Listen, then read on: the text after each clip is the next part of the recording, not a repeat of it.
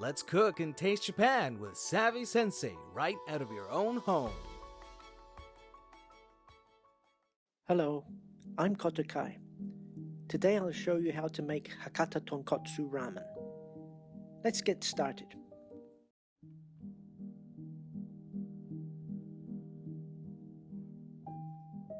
Now I'm in the kitchen.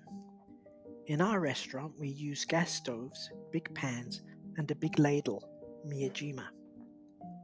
I'll talk about these. First, this is our gas burner, or the stove, with an output of 20,000 kilowatts. The flames come out from the inner and outer rings. There are separate controls for each ring. Unless there are separate burners, I'm not confident in making this soup. So I've been using this kind of stove for over 10 years. The next is our big pot, called a zundo. I use ones that are 60 centimeters in diameter. This is not well known, but the standard zundo pot has the same height as its diameter. This is the lid, 60 centimeters in diameter, and the height is also 60 centimeters. It holds 164 liters. We use 3 of these. Next, this is an important item called a miyajima. Think of it as a big rice scoop.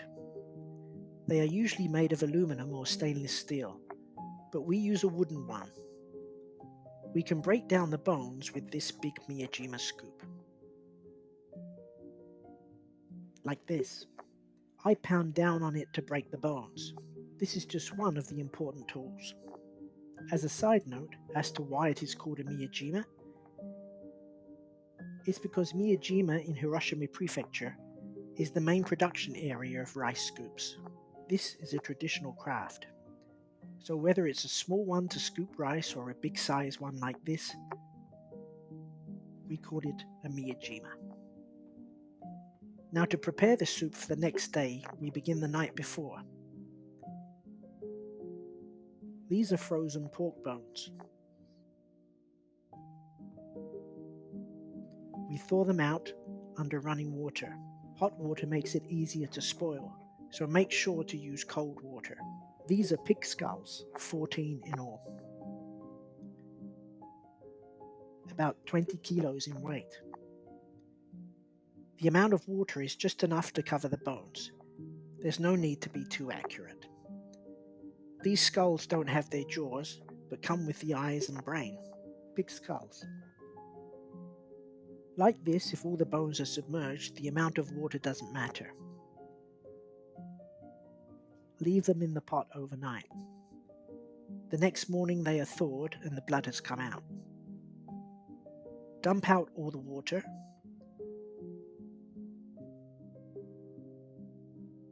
And after dumping the water, add 70 liters of water. Tap water is okay. Here, if you use hot water, it doesn't take as long to come to the boil than if you use cold water. That means the amount of scum will be different. Make sure to use cold water, then turn on the heat. You can turn it up all the way.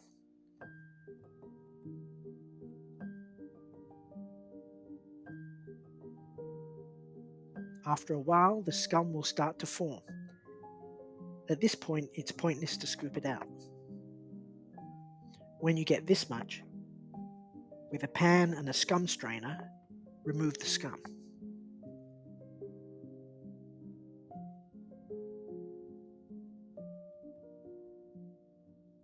When you've removed most of it, add another 10 liters of water.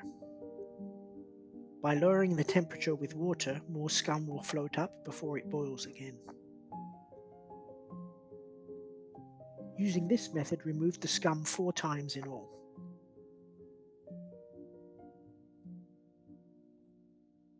Like this.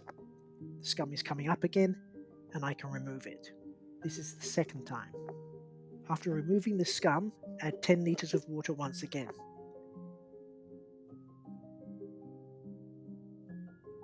As you can see, scum is coming up again, so I'll clean it off. This is the third time. After cleaning off, add 10 liters of water again.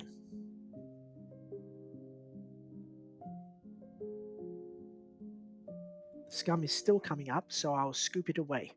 This is the fourth time. Add 10 more liters of water. If it's up to the 130 liter mark, that's good. If after the fourth time when you add water it still brings up more scum, clean it up like this. Now the surface looks good without any scum.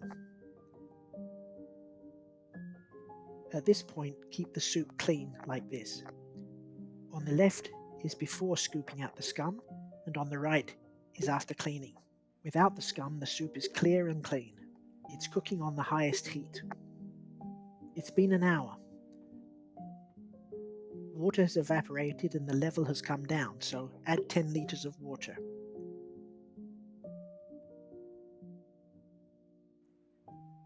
An hour and a half later, the water level is down again. Add another 10 liters of water.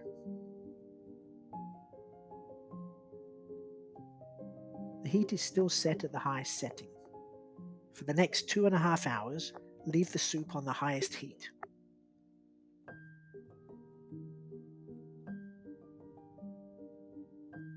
Two and a half hours later, the water level has come down quite a bit. Add 20 liters of water and 3 kilos of pork back fat. Back fat can be frozen like this. You don't need to thaw it. Just toss it in as a chunk. After the back fat is added, take out the miyajima I mentioned at the beginning and break down the bones. The more you pound, the smaller the bones will break. Feel free to pound the bones as hard as you can.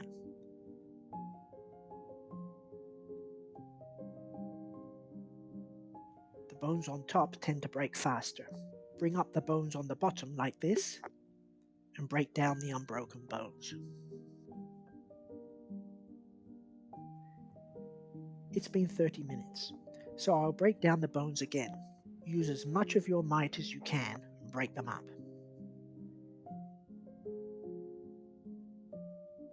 Now turn down the heat. No need for the inner ring, I'll just use the outer ring.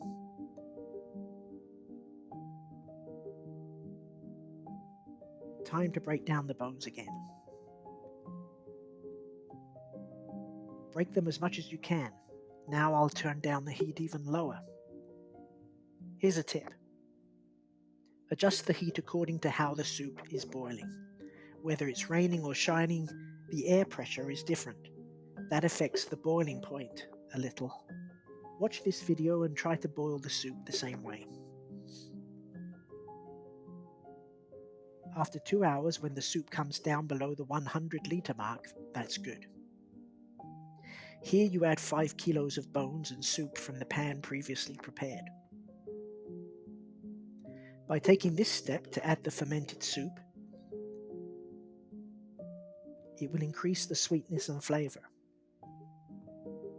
This task is called yobimadoshi.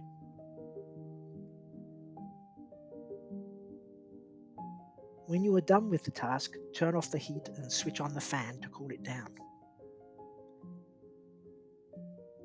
It's the next day, about 12 hours later. Cooling has reduced the volume and it's come down a little. At this point, check the temperature. If the soup is below 30 degrees, it's ready. If it's around 26, 27 or 28, that's no problem. Okay, it looks good. Turn on the heat to start the second day. Turn it up to the highest heat until it comes to boil.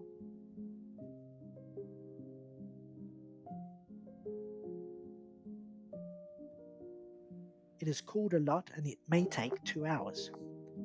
Once it comes to a boil, turn down the heat really low and keep the soup simmering. With the miyajima, try gathering the bones to the center. It helps create a good swirl to make it easier to emulsify. Like this. When the bubbles are coming up in the center, it helps with emulsifying. Then the thickness of the soup suddenly changes. Watch for that timing. The sound changes from a light streaming into a thick, heavy sound. Just to make sure, keep simmering the soup for about 30 minutes. It's now been 30 minutes. Now the soup is finally finished. Pour the soup down like this a few times and check the sound. The process of making the soup is done now, but let it sit overnight and then you can serve it. At room temperature, it can keep for a day. When you boil it, it will be good for another day. It's finished.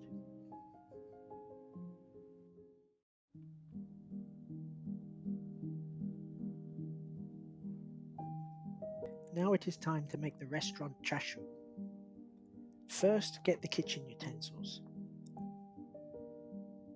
To cut the meat, we need a knife and a cutting board, also a tray.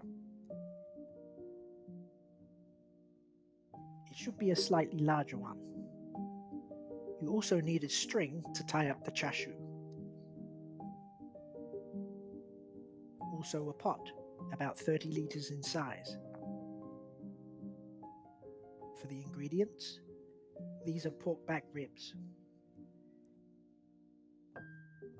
Either frozen or raw meat is okay. You need about 4 kilos to 5 kilos. You'll not be able to get a perfect weight, so around that size is okay. You also need about 4 liters of soy sauce and 3 liters of mirin. Now cut the meat into 1 kilo chunks. The meat that I have here is about 4.5 kilos in size, so I'll cut it into 4 pieces. Each block is different. It doesn't have to be exactly 1 kilos. So for 4.5 kilos, roughly 4 pieces. For 5 kilos, roughly 5 pieces. This chunk is about 1 kilos. Now we will wrap this with the string. Take the meat, apply pressure and fold it in half like this. Then take the string, it doesn't matter where you start, wrap it once around the pork. Then tie a knot. After tying the knot, take the long end of the string, go around the pork and pull it tightly. Wrap around the pork and pull it tight. You repeat this again and again. Wrap around and pull it tight. Keep going like that until you reach the end. When you've finished with a half of it, turn it around, then wrap and pull. Repeat the process to the other end. I left the middle open because the meat is soft. If you start wrapping it with the middle, it pushes the meat outward, and you will have varying thickness. If you want a nice looking chasyu, after you finish one end, go to the other end and start wrapping towards the center. That way the meat moves towards the center and you won't end up with a strange shape. Keep going like before. Wrap it around and then pull. Over and over.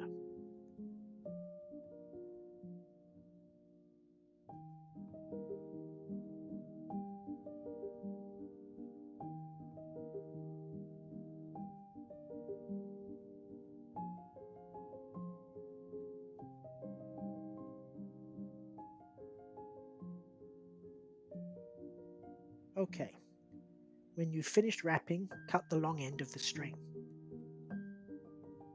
Then with the string at the start and the tail end, Tie them together.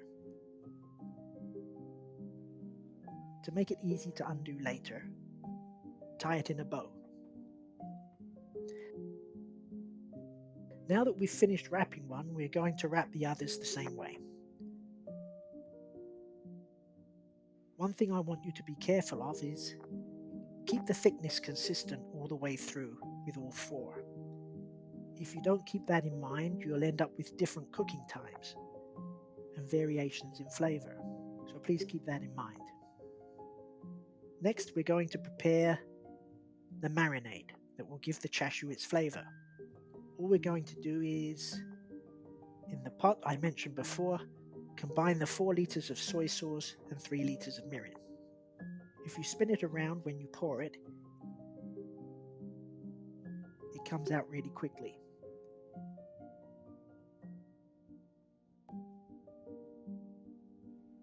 Okay, I finished putting in the soy sauce, so now I'm going to add the 3 liters of mirin. That's all we need to prepare.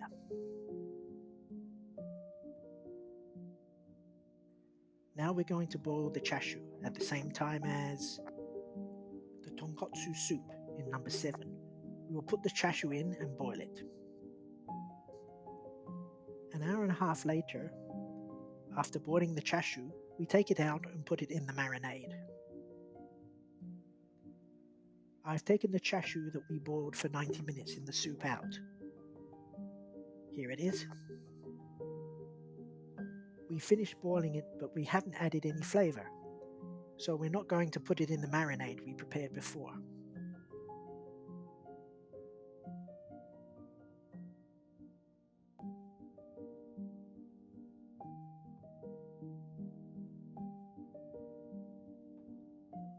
As much as possible, if you stand it up,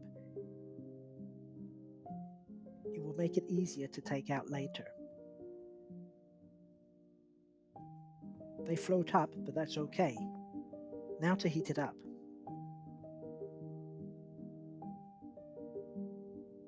It will take a while to come to a boil, but when it does, keep it boiling on a low heat for 5 minutes. After 5 minutes has gone by, it's finished. Now we have finished boiling it and given it some flavor and taken it out. There is some chasyu that we have let sit in the refrigerator for 4 days. By leaving it for 4 days, it helps tighten the meat and gives it strong flavor. So please let it sit for 4 days. You can eat it straight away, but the meat is loose and the flavoring hasn't been absorbed. So leaving it for 4 days gives you the best results. Let's take one and cut it open. It still has the string on it.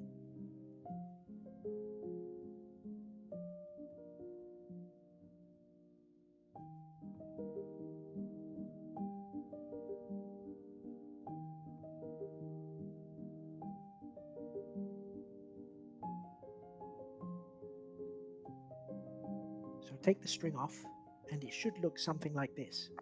The meat is well held together and the flavor has gone all the way through. A little later we will slice this up and use it for topping.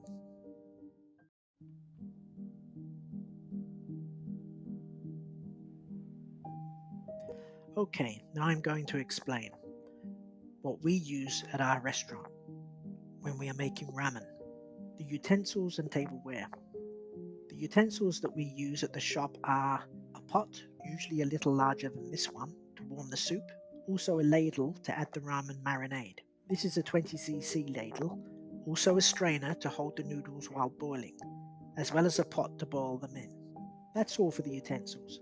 For tableware you need a bowl, as well as a small spoon. That's all. Now I will explain about the ingredients. First, the noodles. This is 100 grams of uncooked noodles. Soup. Soup that has been in the pot for 2 days and ramen marinade, as well as 2 slices of chasyu. 2 slices should be about 8 to 10 grams. Spring onions, about 10 grams. Kikuragi, that has been brought back with water, 10 grams. All-purpose seasoning, about 2 grams. And that's all the ingredients. Now let's make some ramen. First add 1 spoon of the ramen marinade, 25 cc's. Then add all-the-purpose seasoning. Add the whole 2 grams of it.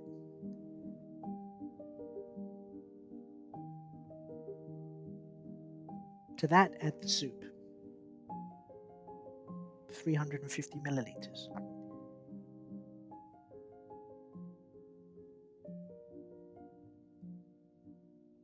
Next, we're going to boil the noodles. These raw noodles are very quick to boil, so that's why I made the soup first. The amount of time you boil varies based on texture. Today we're going to make normal texture, so 30 seconds. Put them in for 30 seconds. 30 seconds have passed, so take out the noodles. Make sure you get rid of any excess water.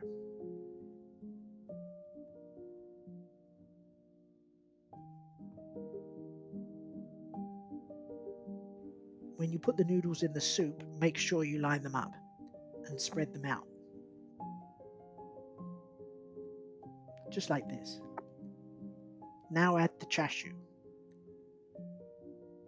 Then some spring onion.